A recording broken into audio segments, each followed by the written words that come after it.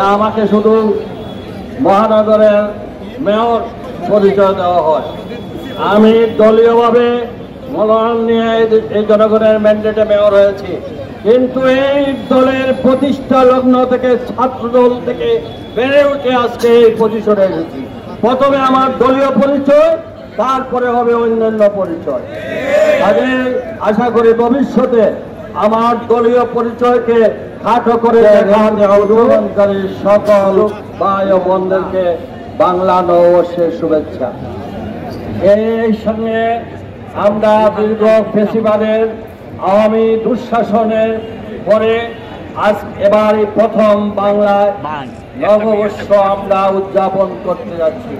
ফেসিবাদের আওয়ামী লীগের দুঃশাসনের যেন আবার কোনোভাবে আমাদের দেশে আবার আবির্ভাব না হয়।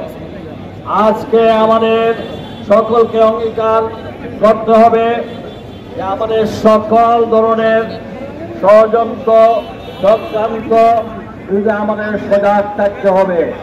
দলের মধ্যে ঐক্য ফিরিয়ে আনতে হবে। সব কিছুর পূর্বে দলীয় ঐক্য এই মুহূর্তে অত্যন্ত প্রয়োজন।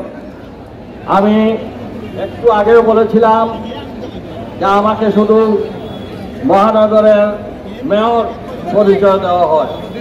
আমি দলীয়ভাবে মনোনয়ন নিয়ে এই জনগণের ম্যান্ডেটে মেয়র হয়েছি, কিন্তু এই দলের প্রতিষ্ঠা লগ্ন থেকে ছাত্র দল থেকে বেড়ে উঠে আজকে এই পজিশনে এসেছি। প্রথমে আমার দলীয় পরিচয়, তারপরে হবে অন্যান্য পরিচয়।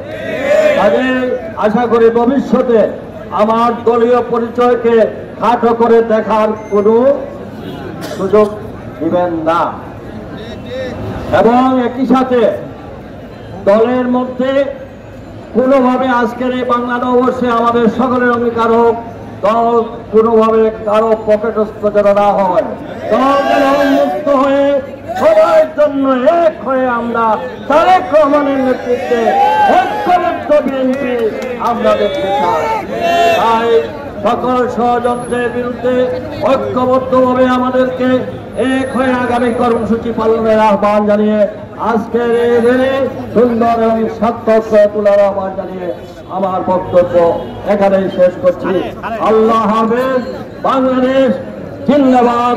দেশ নেত্রী বেগম খালেদা জিয়া জিন্দাবাদ। শহীদ জিয়া অমর হোক। আমাদের ভারপ্রাপ্ত চেয়ারম্যান তরুণের অহংকার আগামী দিনের রাষ্ট্রনায়ক জনাব তারেক রহমান জিন্দাবাদ। জিন্দাবাদ।